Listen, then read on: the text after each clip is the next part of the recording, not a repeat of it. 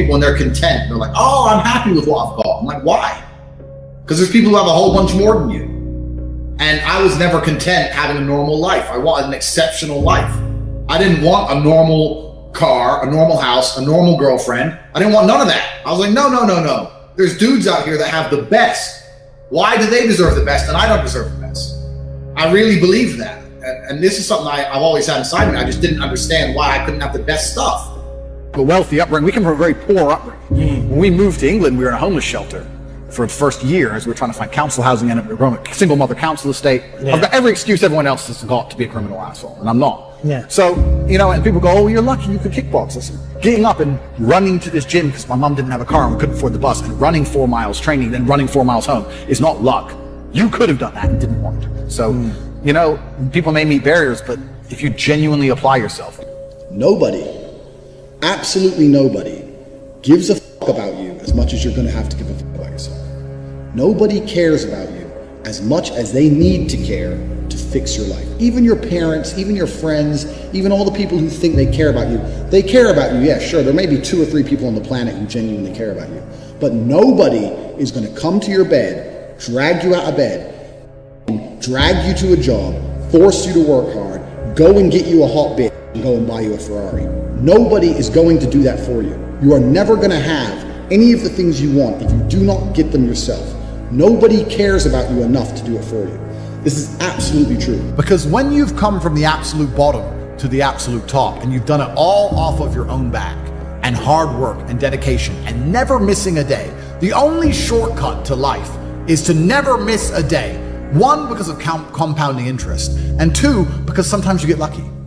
And you'll never miss a lucky day if you try every day. If you don't try every day, you might miss your lucky day.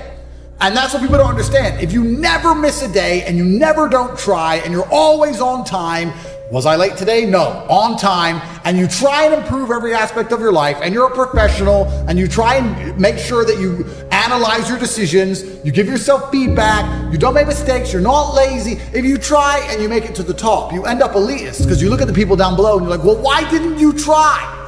I did. Oh, I did too. No, you didn't. That's a lie. We were very, very poor. Me, my mother, and my brother, when we moved to England, we grew up in a homeless hostel. So I grew up at the very end of the socioeconomic ladder. I had a worse start than 99% of people. But I lived my life when I was poor, furious at the fact I was poor. Because my ego, and I'll be honest, my ego is at a point where I didn't understand how other people can afford Ferraris and I can't.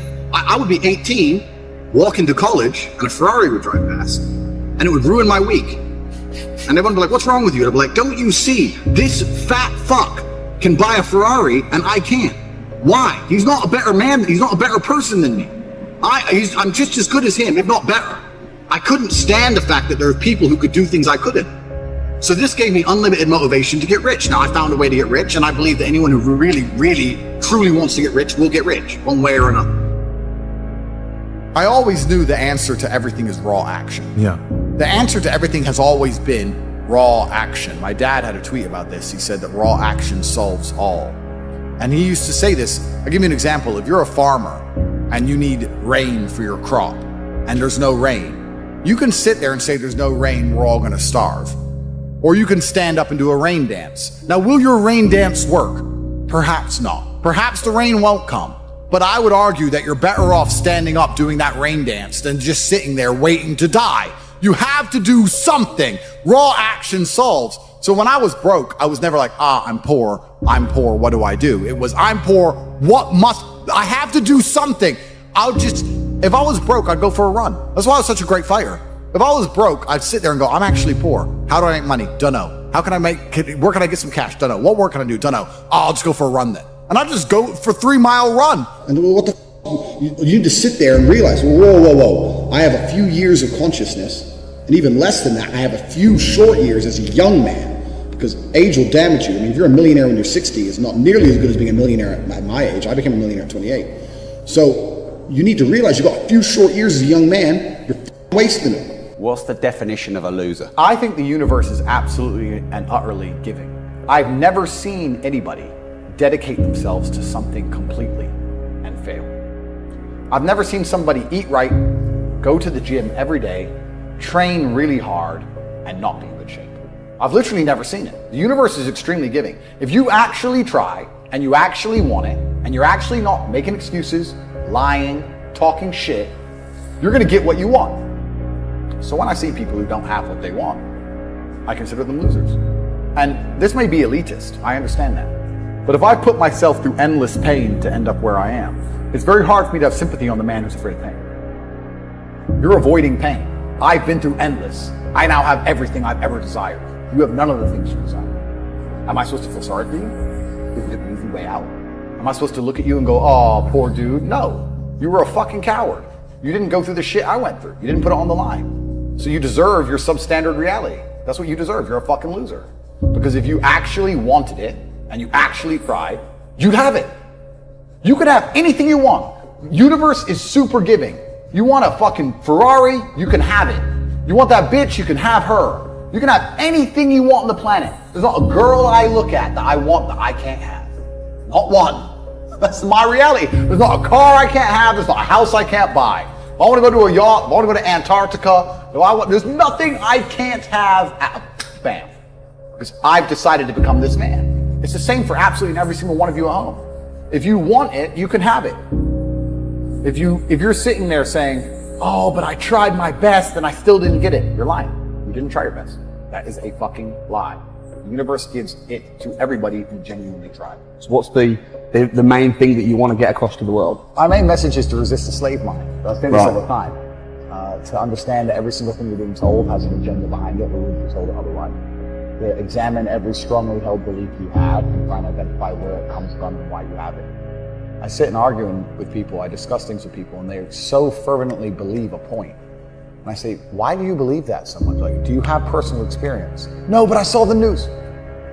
Why do you believe? The news told you X, and now you are desperate. You will sit here for hours arguing that point. A lot of people are completely empty vessels ready to be programmed. And I try and tell people, listen, to just stop for a second and understand that the things they're telling you to believe are not necessarily for your benefit. The people who make the rules don't make the rules for the benefit of everybody. They make the rules for the benefit of the people who make the rules. Yeah. Again. So telling people to resist a slave mind and just be critical thinkers, keep their brain open, pay attention to things, be perspicacious, that's the general theme. And it doesn't matter whether you're left, right, liberal, man, woman, etc. It's just think for yourself. I always knew the answer to everything is raw action. Yeah. The answer to everything has always been raw action. My dad had a tweet about this. He said that raw action solves all. And he used to say this. I'll give you an example. If you're a farmer and you need rain for your crop and there's no rain, you can sit there and say there's no rain, we're all going to starve. Or you can stand up and do a rain dance. Now, will your rain dance work? Perhaps not. Perhaps the rain won't come. But I would argue that you're better off standing up doing that rain dance than just sitting there waiting to die. You have to do something. Raw action solves. So when I was broke, I was never like, I'm poor, what do I do? It was, I'm poor, I have to do something. If I was broke, I'd go for a run. That's why I was such a great fighter. If I was broke, I'd sit there and go, I'm actually poor. How do I make money? Dunno. Where can I get some cash? Dunno. What work can I do? Dunno. I'll just go for a run then. And I'd just go for 3 mile run or go hit the punch bag and get better. This resonates so deeply, man. This is exactly what I did. That's exactly. You just have to say, well, I have to do something. I can't just sit still and die. A lot of people are happy to just sit still and die or jerk off and go to sleep and take a nap. Well, if that's what you want to do, then you can say a loser. That's fine. I'm glad there are losers, because if everyone had Lamborghinis, my Lamborghini wouldn't be fun to show off. I need you to look at it and feel the deep pain in your heart of regret and failure. That's the whole point of it. I need to drive my Bugatti and everyone be looking at it going, I'll never have one of those. And I can get all their energy and feel it all, and it makes me happy. Fantastic. So you can sit at home and do nothing. But when I was poor, I had to go for a run. I couldn't sit still or lift weights or do something. I couldn't even sleep. So raw action solves everything. I understood that at a young age. But as you get older, you get to look back and you get to put your whole story together, the whole tapestry together. I knew I wouldn't stay poor. Did I ever think I'd get this rich? Well, I never said I wouldn't, but did I ever think it would probably happen at this level? No. But it's amazing how the compounding interest of just endless raw action adds up. I've never had a lazy day. I've never skipped work, never missed an email, never had a day off, ever. You name if you were to go through the last 3 years of my life, you will see that there's never been a day where I wasn't doing what I was supposed to do. And it all just adds up, and then monumental success comes, and you get to laugh at everybody else, ha ha ha, and life's great. But I really believe God's given me one of the best lives, and I can't complain about anything bad that's happened. It's all been fantastic. And the majority of people are losers. And this goes back to why, when we were saying earlier, how I know the elites view us. Because I'm from a council estate in Luton, a single parent household. And I've only been rich 10 years or so. And I despise losers. So imagine you're a billionaire born into a family, a lineage which has controlled Earth for hundreds of years. Imagine how much they despise us. Do you think they give a fuck about putting a bullet in me? Do you think they're gonna have any sleep at night missed? Do you think they give a solitary fuck about you missing your fucking parents' funeral because of the common cold? They don't give a solitary shit. Why would they? Because I already know how I feel when I listen to losers complain. Because this is what happens at a certain level of competence and power. You just get to a point where you're like, I'm tired of hearing your fucking excuses. That's bullshit. And you become, to a degree, yeah, cold and psychopathic. It's true. That's what happens. And I get it all the time. I get thousands of emails a day. Everyone I grew up with, people I know, I get it all the time. They'll message me, hey man, just unlucky. You are not unlucky. You are a lazy fucking loser. You are not unlucky. You're breathing. You're lucky. The unlucky ones are gone. You're alive, and you are a lazy loser. So a loser is anybody who does not have everything they want at the drop of a hat. That's who I call a loser. Because I have absolutely everything I could ever possibly desire. And if I wanted something that I couldn't have, I guarantee you, we can speak again in a few months and I'm fucking happy. It's interesting you say that, because I have this saying and nobody can understand. I say money's not real. And people say, what do you mean money's not real? It's not real. Money's not real. It's numbers on the screen. It's not a real thing. And once you start putting systems in place that generate huge sums of money, and once you get to the point where money basically has no value, like I do, I can go buy a Ferrari today and my bank balance will look like it doesn't change. So this money isn't real. It's just numbers. It's all fucking invented. It's printed from the sky. It's garbage. You just have to find a way to make people understand your value, and yeah, it can just appear from absolutely nowhere. And I went from completely broke to hundreds of millions of dollars. And I know what you're saying in regards to this other world, because there is a subsect to humanity. It's kind of strange. When I was broke, when I was on a council estate in Luton, I thought everyone was poor. And now that I have money, it kind of feels like everyone's rich. I go to buy a plane and they're like, no, I'm sold out. I thought you fucking sold out of planes? I go to buy a Bugatti and they're like, sold out. I'm like, all the shit. Who are these people? Yeah, everyone's bought everything. Like, yeah. And it's crazy how many people out there have such ridiculous sums of money. Truly ridiculous sums of money. There are so many rich people in the world, and it's kind of like your reality is based on it's the Matrix, right? If you're broke, everyone's broke. If you're rich, everyone's rich. And a lot of people have this separation. I was lucky to live in both worlds, but a lot of people have this separation. A strong body is a strong mind. Secondly, there's a lot of discipline required in fitness, and discipline can be applied to universally to all things. Discipline is a skill you can pull out of your pocket and apply to anything. You can force yourself to do something you don't want to do because you're disciplined, not because you're motivated, like we said earlier on, not because you feel like doing it, but because you're supposed to do it. Thirdly, this is something that not many other people say, so I'm going to say it. There is a unspoken rule amongst men, and I remember a few weeks ago, maybe a few months ago, there were women on Twitter or women on the internet saying, when men meet, do they always think about the possibility of violence? Does that cross their mind? And they were surprised by that fact. That if men we met for a podcast, but if you meet men in an unfriendly scenario or you don't know who they are, for a fraction of a second, you're thinking, can I win this fight? Are they going to attack me? It crosses our minds. We live in a very physical realm. Sure. Any man who doesn't has been polluted by the Matrix and will never be competitive and is doomed to fail. But if you're truly competitive like you should be as a man, it always crosses your mind. And one of the important things about physical fitness that most people never talk about, never say, is men treat you different when they know that you'd be hard to hurt. Life treats you different. Women certainly do. That's an obvious one, right? Women like muscly guys because muscly guys can fight. Obviously that's not the case, but that's how they look dangerous, right? But men also treat you differently, which means society as a whole treats you different. I would argue that if you wanted to run any kind of company, or even do sales or do anything else. Let's go back to sales. Let's talk about what we were saying earlier. If I went to sell windows and I came in fantastic physical condition, the person who's buying from me, one, knows I'm disciplined, and two, knows I'm diligent. That's going to be some massive advantages from my sales perspective. Right. But also, I would argue that men are happy to look up to somebody who is physically strong in a different regard. I think it would be difficult for you to be a true leader unless you showed some degree of physical prowess. I think that's just the way the world has always worked at a deep level. When a man looks at a guy who's 6'8" and jacked and he says, we're going to go into battle, you're more motivated to go into battle beside him because he's 6'8" and jacked. You feel like you're going to win. You like the idea of being led by a warrior. Right. So there's that huge element to it as well. And the final part of it all is that it's so much easier to keep something than it is to gain something. And once you're in good physical shape, it's actually so easy to maintain as opposed to ever get there. Mm-hmm. It's so hard to get there that if you ever get there, you may as well just keep it. Right. It's because it's so easy to keep as opposed to lose. And I think it's in today's world, it's also a huge status symbol because we live in a world now where most things can be bought. You can buy Instagram followers and you can hire a Lambo and you can buy a hot chick to stand next to you, but you can't yet buy perfect physical conditioning. Mm-hmm. That is showing the world that you did it. One rep at a time, it's earned. You have to earn it. And it's one of the few things left that has to be earned the hard way that you can't buy, which I think is also very important.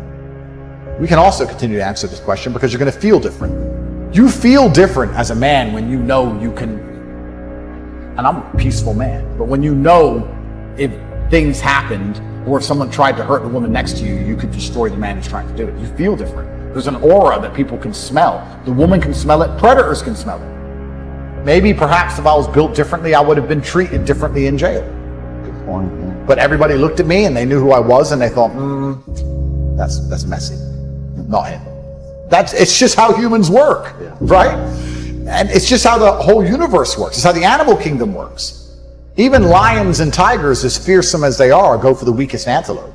They don't want a hard fight. They just want to eat, right? Even mating partners. Yeah. 100%. So society is the same.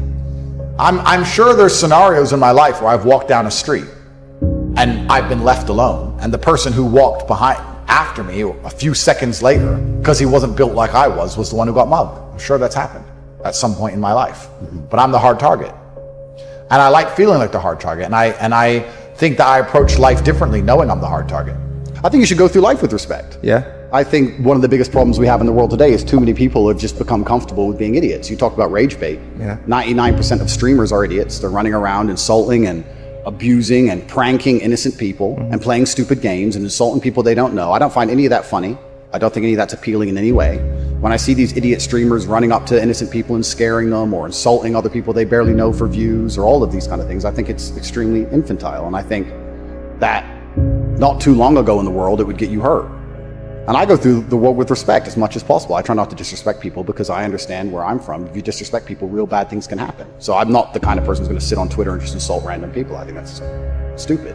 Even if they can't find me, even if they can't get to me, even if they don't have the capability, I think God himself is watching, and I don't think God likes people who do that kind of thing. I think that you pay the price one way or another if you're going to go through life and be that kind of person. You should be respectful to everybody. I'd be respectful right up to the point I hit somebody in the face. Why wouldn't I be? That's just how I am as a person. So I think being respectful is extremely important. I think it's what the world is missing. I think it's especially what the crypto community is missing. Interesting.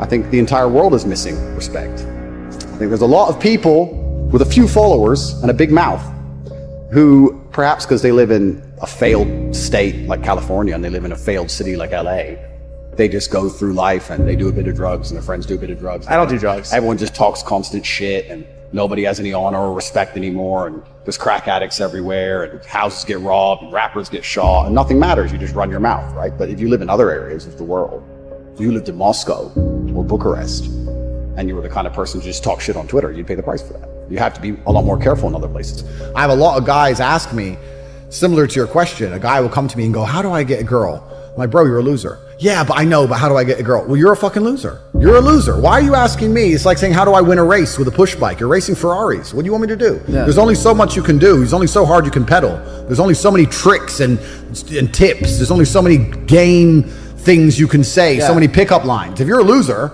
it's going to be very, very difficult, and it's going to get harder and harder. The game is rigged to become harder and harder for men. It's not getting easier. It's going the other way. And if you're going to be on a racetrack and there's going to be Ferraris there, and you're going to be on a pedal bike or in a Nissan, you're going to get smoked. That's the game. You have to up yourself. You have to improve yourself. I'm not going to lie to anybody here and say you don't have to improve yourself. You can stay a loser and get chicks, because you can. Yeah. You can.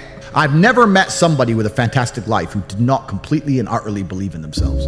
I've never seen somebody massively succeed and they didn't believe in themselves, ever.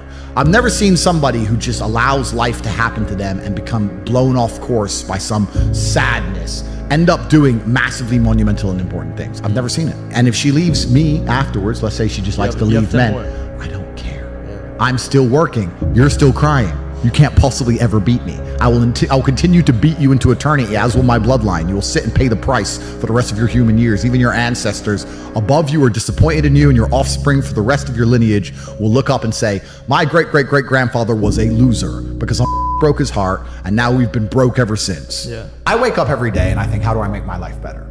Nobody else wakes up each day and goes, how do I make Andrew Tate's life better? So if you're not the person who's waking up every day going, how do I improve my existence? Then nobody is. Nobody on the planet is considering improving your one spin on Earth. No one else cares. Nobody else cares. So if you don't care, then you're fucked. So you need to wake up and care. And it's amazing to me, like you're saying, how did I find my mentors? I just tried a bunch of them. Like when I had no money, I would try very hard I'd listen to lots of different people, or I'd try different things, and I wasn't scared to invest in myself, because I understand that, look, if he's taking time out of his life, then I need to reward him for it financially. And I tried very hard, and I listened, and I paid attention, and I was never lazy. I don't believe there's a person on the planet who pays attention, tries their best, is never lazy, is on time, works hard, has a mentor, and is giving it his all, who isn't rich. I don't believe it. I think that if you do all those things, you're rich. And if you don't have any money, you're missing one of those key elements. Now, you can fool yourself and you can fool everyone else and you can pretend you're doing them, but if you're truly honest with yourself, am I finding people who are trying to teach me what I want to know, and am I trying my best? And the answer is fucking no, every time. Just even being around people with money, it's just a good place to be. I'll give you an example. I was in Romania, and I have the largest car collection probably in Romania. I have 28 supercars, everything you can name. And I went to a town called Cluj-Napoca. It's on the border of Hungary. And I drove there in my Chiron, and I parked up, and a kid came up and he said, hey, can I take some photos of your car? I have a car spotting page. I was like, yeah, whatever, cool. And he goes, yeah, okay, I'll just be a few minutes of this. So he took a bunch of photos, and he come up to me and goes, hey, do you want the photos? And I was like, not really, I've already have photos. And he goes, oh yeah, okay. Well, if you want them, here's my email address. And I said to him, why do you do this? Like, you spend all day standing around taking photos of other people's cars. Is that not a waste of time? I thought it was a waste of time, but I was wrong. He goes, oh, well, I skipped school and I skipped college because I knew if I take pictures of expensive cars and email them to people, I'll have email addresses of the richest people in Romania. Yeah, smart. I was like, you're clever. I ended up hiring him. He works for me now. Yeah. I was like, you know, I like you. He got himself a full-time job that day. So he understood, be near the money. I have no money.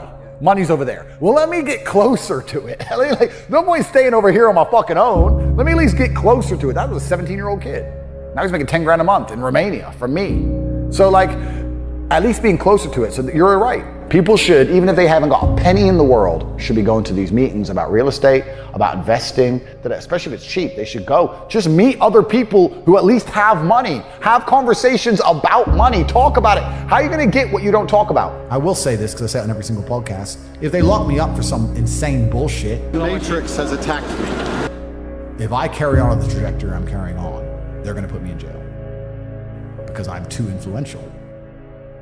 For the people watching at home, they just need to sit and understand that the system does not make rules for the good of you. It makes rules for the good of the people who make the rules. And a lot of the life paths laid out to the average man at home today is not for their own good. It's only going to lead them to depression and misery. There's no evidence in my file because I've done nothing wrong. Everybody knows I'm innocent. This is a huge injustice the way we see it. They should not be detained at this point. There are not even charges filed against them. People are trying to set him up to look like he's something that he's not. They best get this guy, because if he comes out and he's free, oh my gosh. Can you imagine if he comes out and he's free, what his first life is going to be like? It could break the record. It'll be the talk of the world. on how many people. It'll be banned in countries. It'll be feared, because if you go after a person like this, you better have proof to arrest them or get them. You don't go through somebody like this because they become a big figure and their message becomes bigger, specifically to the people that didn't listen to it before or hated it. They're going to say, why are you trying to silence this guy? And you don't think Andrew's going to come out telling the story? The point I'm trying to make is smart work or intelligent work is something that most people use to hide and disguise their laziness. And I'll tell you why. Because if you're not a lazy individual, the first thing you do is you dedicate your entire life to work. Like I just said, every check is work, every gym session I go to is work, every car I drive is work. I'll film it, I'll use it, whatever it is. Every single thing I do inside of my existence is work. Once I've used all of my human time, every single waking second of every single day, and I now have a pile of work I can no longer complete, then I look to streamline. And then I go, okay, I've been awake for 17 hours and my work isn't finished. I need to find a more efficient way to get my work done. That's when you start being smart and efficient. But until all of your time is used, smart and efficient is a disguise for laziness. It's flawless, right? You don't need to be smart or efficient. You can work. I have people inside of Hustles University. You just said I conquered TikTok, right? There's a guy inside of Hustles University who's 16. He's making 45,000 pounds a month. You know why? Because he takes my old interviews, he makes TikToks, and he puts them on TikTok. He does 300 TikToks a day. He just works. Doesn't think, doesn't try and be smart, doesn't try and be efficient, doesn't try and change the world. He sits his ass there on his phone and fucking works. And now he's making 45 grand a month. I've told this story on other podcasts before, but I've been an envious person. I've told this story because it was so pertinent to me about how most people don't care. I was walking to school. I was walking to sixth form college in Luton. I was 16, 17 years old. And I used to have to walk about an hour each day to school, and it was raining, and I was walking. And I was walking with three of my friends in a Ferrari. It was an F430, I think, pulled up at the... That was my first Ferrari. That one, yeah. Pulled up at the lights, made a bunch of noise, and I was standing there and I watched it, and then the light went green and he just tore off. I said to my friends, I was like, bro, how do we get Ferraris? And he's like, what do you mean? I was like, my mom is on a council estate, single mother. She raises 3 kids on 300 pounds a month.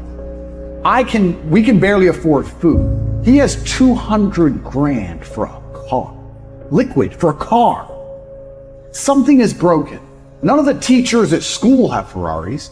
None of our university professors have Ferrari. No one else I know has a Ferrari. What do we have to do to break the matrix and find the money? This is all a lie. I want a Ferrari. And my friends were like, don't know. That's why I have Ferraris. All the friends. Well, no, that's why I have Ferraris and they don't. That's why I now have 33 Ferraris. Because I was envious. I was envious of this man. Most people don't care. But you turned envy into learning how to figure it out. Well, I turned envy into anger, and anger is power. But what we have people doing now, because they don't believe in themselves, because the matrix has dampened their soul, when they feel envious, because they want to level the playing field, which is all envy is. Instead of trying to elevate themselves, they try and drag others down. So when people look at my life and they're envious of me, what they should say is, he's truly from the most humble possible socioeconomic beginning. He is a person of color from a council estate, a single mother household. He is the bracket of criminal.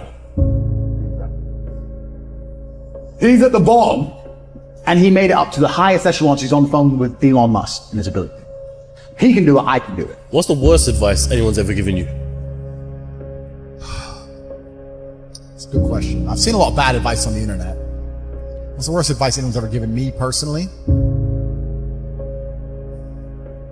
I never really listened to anybody. So it's hard for me to talk about advice because I never listened to it. The traditional path to wealth is terrible advice. To go to university, get a degree, get a job, blah, blah, blah. That's terrible advice. We already know that. We talked about that. I think follow your passion is also a terrible piece of advice. Yeah? Yeah. People say, hey man, you need to find what you're passionate about and do that. And what they're trying to say is only do what you like because you have no motivation to do anything else. And motivation in and of itself is a scam. I don't believe in motivation. I believe in discipline. I am not motivated to do the things I'm supposed to do every day. I don't wake up full of like joy that I have to go to the gym or that I have to work or I deal with crap. I don't feel motivated to do them. I'm disciplined. I do them regardless of how I feel. Whether I'm in the mood to do it or I'm not in the mood to do it, it gets done. That's discipline. Discipline's a real thing. Motivation is fleeting. Yeah. You're never going to be permanently motivated. So when someone comes along and says, oh, do what you're passionate about, what they're saying is you'll have endless motivation and then you'll be able to try hard. If you're the kind of person who can only try hard at something he enjoys, then you're going to fail. Because most things you enjoy don't pay any money. If they paid money, you wouldn't enjoy them.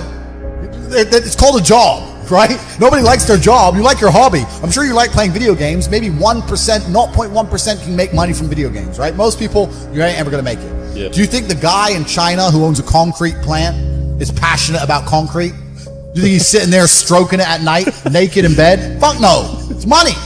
Be passionate about success. If you're passionate about money, then you can be passionate about anything. I'll be passionate about any business on earth that pays me. If you pay me $1 billion to dig that hole, I'll be very passionate about that hole. I will dig that hole with passion for the cash. Yeah, because you know the cash. For the money. Yeah. That's right. So when people come along and say, oh, you need to find something you're passionate about, follow your passion. Bro, you're going to follow your passion to the fucking food bank. You're never going to make any money that way. You have to sit there and go, what is going to pay me? Most men's dream is a Lamborghini, let's say. And they have to save, and they have to finance it, and work out how they're going to pay for it, and they have to get the garage for it, and it's a big deal. So by me trivializing that big deal, it highlights to me the echelon of my life. If I walk into a car dealer and say, what have you got right now? Oh, this and this. Okay. Don't ask the price. Don't care what it is. Don't care what it costs. And pay for it. And then leave it at the dealership for 4 months before eventually it collects on a truck, because I never even pick it up. And it goes into some storage unit somewhere. It's like I get other people's dreams with ease. I take their dream scenario and I trivialize it into just, yeah, okay, I don't even want it. And I think that's what I enjoy about it. It's kind of like that is hedonistic. Well, it's kind of like a man's in love with a supermodel. Oh, I love the supermodel, and he writes on her Instagram. And well, these dudes, this is real. A man's in love with a girl on Instagram. She's got 3 million followers, and she's beautiful, and he's liking her posts and writing underneath it, and he's inboxing her, and she's not replying, and he's obsessed with her, and I'm like, yeah, okay, coffee. Fine, Tuesday. Do I really want to talk to her? No. But this man wants it so bad that I have to make it so ridiculously easy. I guess it's kind of like a peacock putting up his feathers, you know? Or a lion saying, don't come near my territory, don't come near my tree, or I'll annihilate you. If you were in a room with ice cream experts and all they talked about was ice cream, how to make it, how to store it, how to move it, the different flavors, the size of the cartons it's in, how much it costs to produce, if all they talked about was ice cream and you were in that room, sooner or later, when someone comes to you to ask you something about ice cream, you're going to know the answer. Yeah. But you're going to accidentally know some shit about ice cream. If you're in a room of people who only talk about money, do you understand what I'm saying? Yes. So you need to be around people who are about it. And the problem is with the people out here, everyone has a dream, but not many people have a plan. A dream and a plan are different things. When you say to guys, do you want to be rich? Yeah, I want to be rich. How will you get rich? One day when the shit comes in. So you can have a dream with no plan. When's the last time something fantastic has ever happened on accident? When's the last time you've seen a big jacked dude and you say, hey man, how'd you get so jacked? And he goes, dunno, oops. Dunno, it just happened. No, he planned it. He went to the gym, he ate a certain way, he planned his meals, he had to make it happen. It's exactly the same with getting rich. You need a plan to get rich, right? Everyone out there has a dream, but very few people have a plan. Yep. If you're surrounded by people who have a plan to get rich, and you provide value to them in some way, because they're not going to drag you up if you ain't doing nothing, because that's what friendship is. Friendship is value exchange. Yeah. If you provide value to them, sooner or later you're going to begin to make money. Let me tell you something. When I was broke, and like I said, I have a bunch of money now. I was broke. This is not like I was broke, but from like a middle class family. I was broke, single mother, public government housing, no car. I had to run to the gym, broke. When I was flat broke, the only of my friends I'd sit around and talk to were my friends who would talk about money. The guys who would sit and talk about video games or sit around and talk about football, I wouldn't hang around with them. I only used to sit and talk to my friends, talk about money. None of us had any money, right? But if we walked into a coffee shop and we bought coffee, we would then sit there over our coffee and analyze, how did this coffee shop make us give them our money? Because that's what's happened. We've given our money to this coffee shop. Why? Did we really want coffee? Where is it located? Is it a convenient location? Is it because of the brand of the coffee? Is it because the waitress is cute? Why are we in this particular coffee shop? Why didn't we go to that one? Why are we in this one? If we were to open up a coffee shop next door, how could we outcompete this one? What's the rent for this place? What's the margin on a cup of coffee? Everyone in here's a man. If you notice, everyone in here's a man in a business suit. Why is the person serving not a hot girl? Why is it a guy? Do they sell sandwiches? Do they sell cake? Like, start to actually think. Think about the money. And then if you do that every single time you spend money on anything, you're going to end up realizing there's tons of gaps. There's gaps in the market everywhere. You'll start to sit there and go, you know what? I could open up a coffee shop right next door to this fucking coffee shop. Change this, this, and this, and murder this place. But people don't think about it. People just give their money away all day, and it never even crosses their mind about how they were convinced to give their money away. Yeah. You know? Because if you want to get rich, you're not the Federal Reserve. You can't create money from the sky. You need to convince other people to give you their money. So every time you give your money away, work out why. Yep. You know, so you need to be surrounded by people who think this way. You need to adopt this attitude. I've always had it even when I was poor. You need to start to realize that the traditional methods of creating wealth, which are advertised to you, are a scam. The idea that you can just work really hard, save up, get a mortgage, and in 35 years pay the house off, and then you'll be rich. That's not real. That's what your parents did, right? The average cost of a house during your parents' era was like 4 times the wages or 5 times the yearly wage or something. Now it's completely out of control. Yeah. It's completely out of control. And patience is another thing I'll make a big point. Patience is a huge enemy to getting rich. I don't care what these Gary Vee and these dorks, because Gary Vee's a nerd.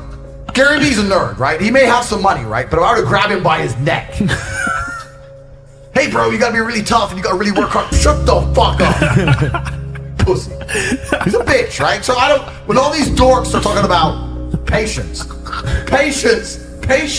is what they tell the slaves to convince the slaves to keep being slaves. That's what it is. If I was in charge of the world, right, and I had a working class of slaves, which is what the working class is. I don't use that word slaves unironically, right? You're slaves, and I'll tell you why. If I can create something from thin air, and I can create unlimited amounts, and I can make you give up your life for this thing, you're my slave. If I could create dollars from thin air, unlimited amounts, and I can make you sacrifice your life. Fiat currency. Make you sacrifice your life for a tiny percentage of what I can create from thin air, you are my slave. Because even if you say no, I'll say, I'll give you some more. Oh, okay. Oh, here's some more of the free thing I make. Here, go do it. Go clean the streets, idiot. You're a slave, right? So the slaves, what they do to keep the slaves being slaves is they advertise patience. Don't worry. Here's what you do. You go to school, you go to college, you go to university, you get in debt, you get a mortgage, you get in more debt. You work really hard. Don't worry. Your life's shit now, but in the future it'll be good. Don't worry. A good day's coming. You might retire with a 401k. Keep working. Keep going, slave. You can do it. Patience is how they trick you into keep being a slave. Yep. I turned myself from no money to my first million in 2 years to 30 million 3 years later. That's how fast you can make money if you're about money. If you're about it, right? So I've never believed in patience. You gotta forget the patience. You gotta forget the people who money loves speed, man. Money loves speed. Yeah. You gotta forget the people who aren't about money around you. It's gotta be all you think about, all you talk about. You gotta start producing. You gotta start attracting attention one way or another. And if you do all those things, you will start to make some money. But next time you're sitting with your friends, this is a challenge for every single person watching this. Next time you sit with your friends, unprompted, come in, sit down, and just join in the conversation. Just join in whatever they're talking about. And after about 20 seconds, sit and think, this is bullshit. This is not gonna make any of us rich. They're talking about this, that, this bitch, fucking football game, this guy. This is not gonna make any of us rich. Nonsense. Eureka! The wealthy upbringing. We come from a very poor upbringing. When we moved to England, we were in a homeless shelter for the first year as we were trying to find council housing and a single mother council estate. I've got every excuse everyone else has got to be a criminal asshole, and I'm not. So, you know, and people go, oh, you're lucky you could kickbox. Listen, getting up and running to this gym because my mom didn't have a car and we couldn't afford the bus, and running 4 miles training, then running 4 miles home is not luck. You could have done that and didn't want to. So, you know, people may meet barriers, but if you genuinely apply yourself. 60 in the world, Lou. Man. How did we pull this off? Didn't I see you working in Chipotle? Yeah. Bro, Tristan used I was a brokey. You were a brokey. Tristan used to work in Pratt. He was a brokey. And I used to work in a fishmonger's carrying boxes of ice. We used to be brokies. We were brokies. want to make something very clear. I come from a very poor family. My mother and father broke up when I was 11. My father stayed in America to play chess. There's no money in pro chess. My mom and I, we all moved to a homeless shelter in Lutening. I grew up in a homeless shelter. So I grew up as poor as you can go. And I went to a council house, went to a really bad school. Full house. Just us two. Oh, you're full? Full. Okay. Nathan and Andrew have been looking for a cheap hotel for well over an hour, but haven't been able to find anywhere within their budget. I had no money. I'm carrying boxes of ice. I'm a smart guy. I'm not playing chess anymore, right? I need to do something which drains me so that I can go to sleep at night without frustration. And if I kickbox, if I run 3 miles to the gym and then fight for 3 hours and run 3 miles home, at least I can sleep. I literally couldn't sleep. Kickboxing was my answer. I just started kicking people's ass and I just felt a little bit better. That was kind of how it worked. When I was 21, me and Andrew used to have no food. I used to drive my broken Volkswagen Golf to the KFC restaurant in Dunstable, United Kingdom. And I used to sit in my car. And you couldn't ever eat anyone's leftover food if they ever had their mouth on it. But at KFC, they used to buy buckets. And I would sit and wait for people to sit outside, eat their meal, and leave the bucket on the table. And I used to go and take that bucket, 3 or 4 pieces of chicken. And I used to collect 20, 30, 40 pieces of chicken that were perfectly fine left in the buckets. And I used to go home and I used to freeze that chicken. And me and Andrew would break it up, put it in our rice, and that was our meal. That's what sustained us for that hard year, that year we had when I was 21 and you were 22. That's how broke we were. I used to scavenge chicken from KFC because I thought, fuck it, I'm not dying, and I'm not losing my kickboxing fights because I don't have enough protein. What am I going to do to make it through the day? That's how broke I was. Growing up around a bunch of other poor kids, and we'd be walking to school or walking to college, and a Ferrari would drive past. And they'd go, oh, cool, Ferrari. And I'd say, doesn't that annoy you? And they're like, what do you mean? He knows, he's hacked the matrix. Don't you see? How does he have 400 grand for a car? He knows something we don't know. Well, aren't you annoyed that there's people out there living a lifestyle that we can't ever aspire to? We're never going to work a job and pull this off. Doesn't this bother you? And they all be like, no. But me, I was always angry. One of the most telling points of mine in Andrew's life is at the time he was just fighting. Because Andrew turned around to me one day when I got home and he said, you know, bro, I'm just going to start selling for insulated conservatories. I'm going to get your job. We'll combine our money. We'll be on £3,000 a week. It's not bad. I looked at him in the eye. I said, Andrew, you can't do that. You can't accept that job. You can't come work for my company because once you do, then that's who we're going to be. You've got to think of something better. You do your training, you do your fighting, you're exhausted all day. Take the time, spend the day thinking, researching, and find something better. I'm going to go and make the money. I'm going to make sure that our heads stay above water. And that's one of the most important decisions we ever made. So I sat in my room. Next day I wake up. All right, I need to get rich. And I'm starting from nothing, right? So I get on my laptop and I start Googling, what is money? Where does it come from? How does money work? And then I started learning about fractional reserve banking, the Federal Reserve, how it's not linked to gold anymore. I didn't even understand how banks worked. I didn't understand any of this shit. I started looking it all up and I spent a good 3 or 4 days studying. And then I got really angry because I realized that money is bullshit. It's all a lie. It's printed from the sky and I still don't have it. Are all the no Bugatti people poor? Of course they are! Are we all, like, but Lambo owners poor? Yeah. Oh shit! This thing goes!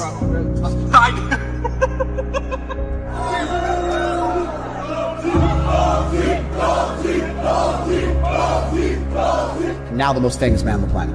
I'm more Googled than Donald Trump, Joe Biden. I've conquered the world. Whoa! How much are you worth?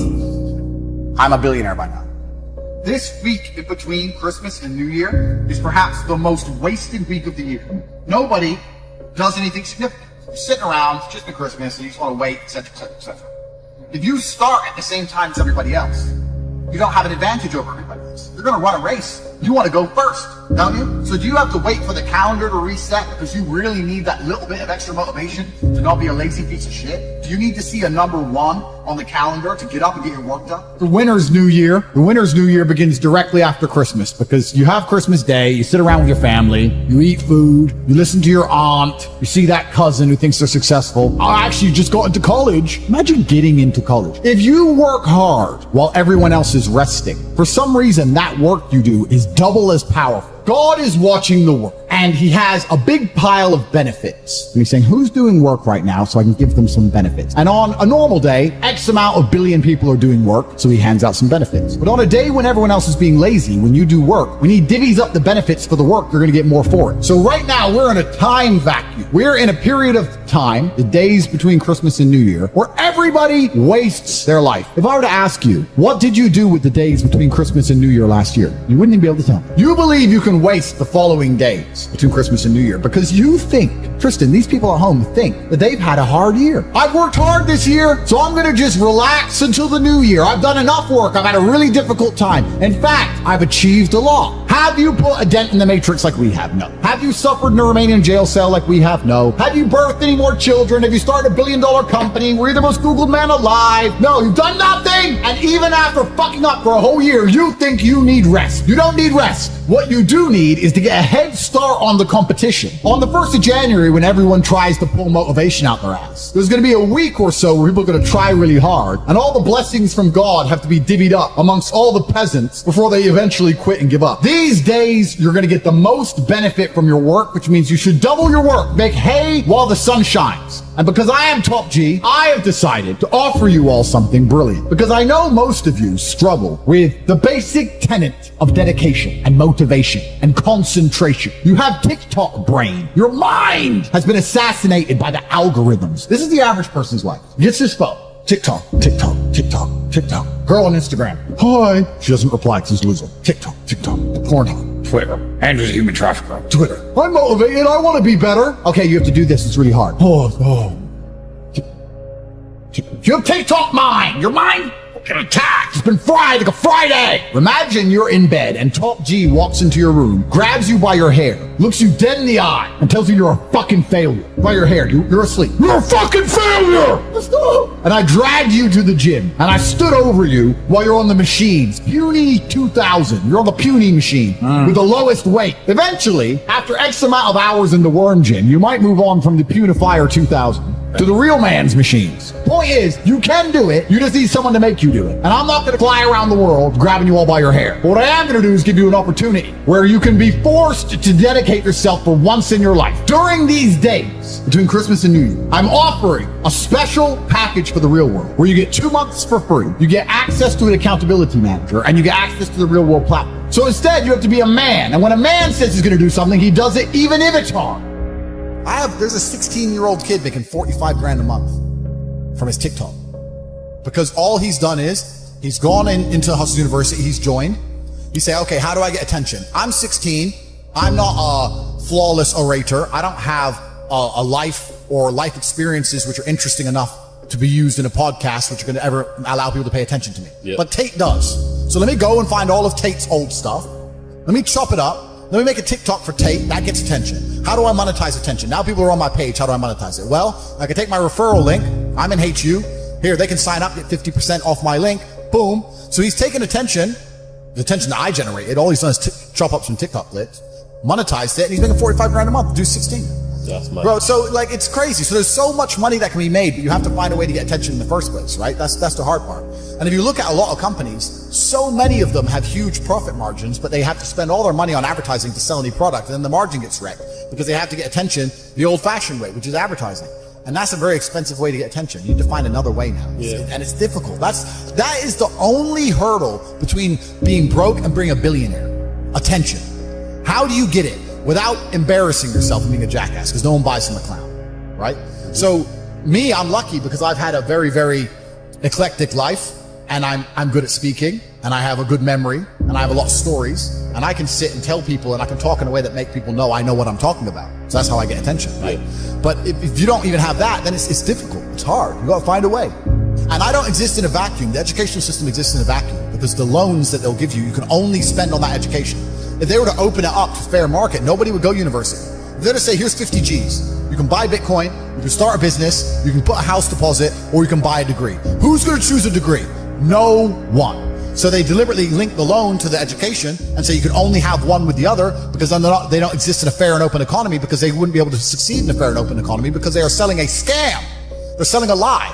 I exist in a fair and open economy. You don't have, if you spend $49 with HU, you can spend that on anything else. You can go buy Snickers and, man, people are saying Bitcoin's a scam. People are saying some of the most fundamental, rudimentary, new financial systems on the planet, like the blockchain, are a scam. There's always someone who's going to say something's a scam. There are some people who are negative, and the reason that people are negative like that is because it is a disguise for their laziness. If they say something is a scam, they don't have to try. Yeah.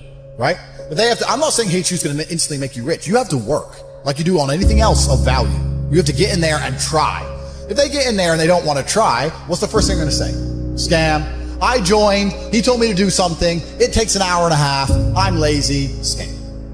That's it. That 16-year-old kid making 45 grand, he's making TikToks all day, every day. He's working. Like, he ain't getting money for free. He's sitting there finding videos, chopping them up, making them entertaining, adding the fucking titles that he's working for. Not that. A lot of people with no money are really, really arrogant. I know a lot of broke people who are very arrogant. They'll come along and go, I think that's a scam. Oh, do you, Brokey? Oh, Brokey thinks it's a scam. Oh, tell me again about how my online educational platform, the biggest in the world, which I've built when I'm flying around in my private jet. Tell me again about how I'm out here to scam you of your fucking 36 pounds. It's dumb because they're arrogant. And their arrogance is a shield for their laziness. People will shield laziness with anything. No one wants to admit they're lazy. So they'll shield it with disbelief. Ah, that's a scam. Or, I don't work hard, I work smart. Bollocks. More cover. Just anything it takes to say, I don't want to work. Do you believe in that? Work smarter, not harder? I believe in both. Yeah.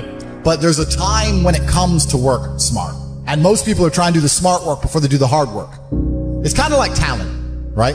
You don't notice if you're talented at something until all the hard work's done. Yep. I could be the most talented tennis player in the world, but I don't play tennis. So if I go down the tennis court, Joe Schmo is going to smoke me. I don't get to see my talent until I've worked so hard that I'm in the top 1%, and now I'm beating them because I have some God-given gift. Yeah. You understand? Yeah. You have to do the hard work first. If there's no hard work, there's no smart work. So someone's going to sit there and go, I work smart, I don't work hard, so I only have to work an hour a day. If working smart gets you a lot done in an hour a day, then you should work smart for 12 hours a day and get 12 times the work done. I am absolutely and utterly a believer in hard work. I'm a proponent of hard work. I have all this money and all I do is work. My entire life is work. This podcast is work. I'm getting in the car and going to another meeting. Work. I'm going to fuck a bitch. That's work. She's going to be on my arm at the fucking Cannes at the film festival. That's more credibility. I consider it work to fuck her. That's work. I want to go to the gym so I'm in good shape. Work. It's all work. My entire life is work. And people don't want to look at life that way. They want to talk about work-life balance and being lazy and all this crap. I don't believe in any of that. I believe in, if you want to win, you have to outcompete the man who's prepared to do nothing but work. It's player versus player. If you're going to sit there and go, I don't want to work more than an hour a day, well, the guy who does want to work more than an hour a day is going to beat you. And no matter how smart you are, there's always a smart dude who's doing the same smart work you are for more hours than you're doing it. That's just the nature of the game. And this is why we talk about things like passive income. Passive income's a fucking scam. I'm tired of people coming to me saying, I want to make passive income. Look, everyone loves passive money, right? I make money as I sleep. I get it. You need to de-link your time to your money, because if you're only working for money, you run out of time, you can't make enough money. I understand all those principles. My point is, if you have no money and you're coming to me saying, I want to make passive income, why are you not making active income? Get up off your ass and work first. Because there's no such thing as completely, truly 100% passive. You're going to have to check on it. You're going to have to maintain it. You're going to have to find a new tenant for that property. You're going to have to make sure that DeFi crypto farm you're in doesn't go to zero. It's not a rug pull. Yeah. You're always going to have to keep an eye on it, right? But the idea that people with no money are already so concerned with making money without work is amazing to me. You should be worried about active income. If you show me, if I'm a brokey and you show me how to make $1,000 an hour, I don't sit there and go, okay, but how can I make that passive? I go, cool, I'm making $18,000 a day because I'm going to work. Dude, you don't need to worry about passive income until you have no more time. I look at passive income because I have 18 hours a day I work. When all 18 of those hours are done and my workload still isn't finished, I have to find a way to make some of those income streams passive, either via staff or whatever else. Yep. And that's how I work smart. I use all of my time, and when all my time is done, now I have to become more efficient so that I can get more done within the same time frame. To sit there and say, I don't want to use my time, so I want passive income is dumb shit. The 16-year-old making 45 grand a month, if he was to sit to me and go, I don't want to make the TikToks, I want someone else to do it, make it passive, that he wouldn't be making any money. He's just working. You have to just work. At some point you have to bite the bullet and just work. So when someone comes to me talking about passive income and they're a brokey, I'm like, you are just lazy. You are lazy. You will never get anywhere. Lazy people never get anywhere in life, doesn't matter what it is. Doesn't matter if it's tennis or money. If you're lazy, you're never going to get there. But also diversification becomes very easy when you have a good team.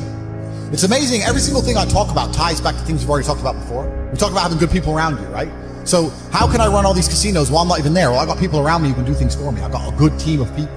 If you start with a good team, you're going to make it. That's really true. Brotherhood in and of itself is so valuable. If you sit around with 20 people and none of them are lazy and none of them are snakes, you're going to be fine. So you need to have people you can give this guy's in charge of this thing, that guy's in charge of this thing. Delegate people, different roles, different Absolutely. tasks. Absolutely. You got to have a team, you got to have a network. And my network is so strong, that's one of the big advantages I have. I have people around me who I can genuinely seriously trust. I think the world is a violent place. I think there's violence all around us. I think that I view the world in a violent way. And I don't mean that in a negative context. I say a lot of things and people take them as negative, but I see them as positive, right? Like I say I'm an angry person and people imagine me to be like unhappy. Yeah. I'm super happy, but I'm angry. Angry's motivating to me. You can't sleep if you're angry, so you better work, right? So I'm an angry guy, but I'm a happy guy. And I see the world as a violent place. I've always seen it as a violent place. If most people look at a tree, they see a beautiful tree, right? If I look at a big, strong, beautiful tree, I think he must have fucked up every other little sapling around him. He took all the water, took all the nutrients, he destroyed them all. There was once 20 trees, and all 19 are dead. And they got one tree left, the big G, top G tree. Oh, no one. Top tree. Take, that's it, that's violence. Violence got him there, right? He destroyed his enemy. That's how he got to the top. You see a beautiful tree, I see violence. You understand? And that's the true nature of the universe. You have to learn that you have to take things from other people. And by taking it, I'm not saying go rob a bank. I'm not saying that. I'm saying completely the opposite. You can be a philanthropist. I'm taking money from everyone inside of HU, but I'm changing their lives. It's a good thing. You can take money in a positive way. Most people don't look at life that way. And when you look at life that way, you need to start identifying. One of the things we teach inside of HU is to identify every single time your money is taken from you. So I say this to people. I say for the next 2 weeks, every time you spend money, even if it's a pound, write down how they got it from you. I'm like, what do you mean? I'm like, all right, cool. You're walking down the street, you're going to Starbucks, you buy a coffee. Why did they take your money? Well, I wanted coffee. Yeah, but how? Okay, you wanted coffee, right? Cool. Did you only want a coffee because you saw Starbucks, or did you want a coffee beforehand? Why did you want their coffee and not another coffee? Did you buy a cake as well? Why did you buy a cake? All right, cool. So now you identified how they took your money. Then realize how they could have took more of your money. You bought a cake, but you didn't buy a sandwich. Why? The sandwiches weren't on display, or they looked cold, or they looked rubbish. Or the woman who was serving me was old and ugly. Maybe she was a young cutie and talked to me about bologna sandwiches or a ball. Right? So you need to start identifying how your money is taken from you. Because once you identify how your money is taken from you, you can start to actually intelligently think about how you can take money from other people. If I had to open a coffee shop, if I sit in a coffee shop, right? If I sit in Starbucks, the whole time I'm in there, not only am I thinking about how they got the money from me and how much I spent, I'm thinking about how I could outcompete them. I'd sit there and go, okay, cool. I'm in Starbucks. I spent £5.68. I got a latte and I got a donut. And I'm sitting here, and that business place, that commercial property right across the street is available for lease. How could I outcompete this coffee shop which just took my money? What's the profit margin on this £5.68? How much did this cost them? The coffee, pennies. Donut, 30p maybe, right? How much is the staff? They pay the staff minimum wage £8 an hour. So I've already paid 30 minutes work from that burger, the wage. She's there for another 30 minutes for free, right? How much is the rent? How much is the business rates? If I had to open up there, how would I attract people to come into my shop as opposed to their shop? They got a big brand name. I'm brand new. Okay, well, the bitch working here is ugly. My one's going to be hot. Boom. That's the beginning. Next thing, do they have any signage outside? No. I'm going to try and put some signage outside. Do they have parking? No. I need parking.